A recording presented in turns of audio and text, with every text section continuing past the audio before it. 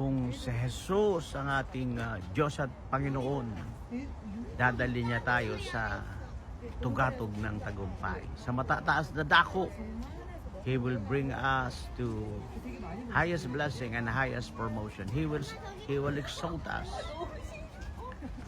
as the deer, or like the deer. He makes my feet like the deer. He makes my feet like the deer. God makes my feet like the deer.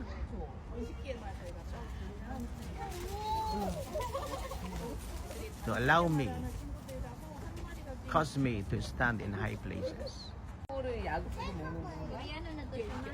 He makes my feet like a deer.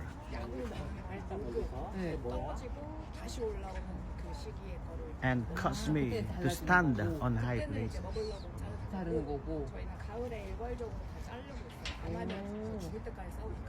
Ginawa niyang kagaya ng usa ang aking mga paa upang makatayo sa matataas na dako. Marating ang mga matataas na dako. Makarating sa matataas na dako. Imagine sabihin pa lang ka dyan. Sus.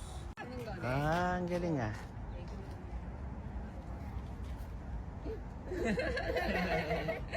Ang galing. Nagbabaw siya.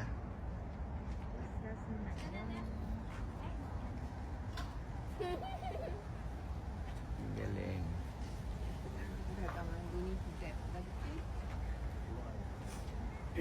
Ang dami nila.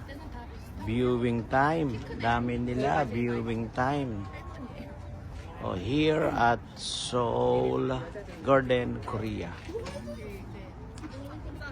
Dami nila. Here at Seoul Garden, Korea.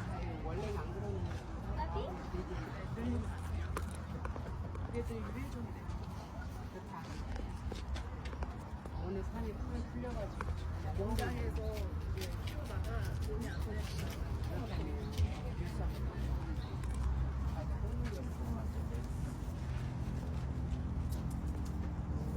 엄마한테 잘해라. 엄마랑 직장 동료.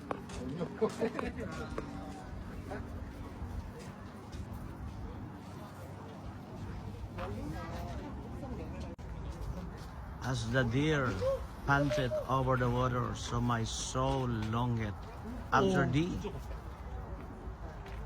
Kung paanong nauuhaw ang mga usa sa batisan sa tubig, ganun din ang aking kaluluwa ay nauuhaw sa iyo, Panginoon. Kaya dapat ay higit sa lahat, mauhaw tayo sa presensya ng Diyos. Mauhaw tayo sa kanyang mga salita.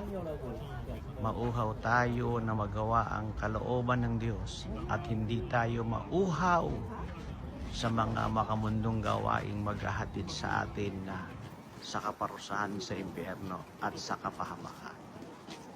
As the deer panteth over the water, so my soul longeth after thee. Sila pinakawalan. Ayun. Hello. Hello. Dami nila oh. Deer.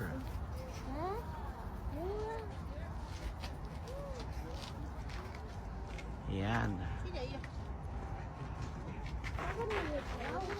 Dami nila. Pinakawalan. Ano, ayun o, pinakawalan.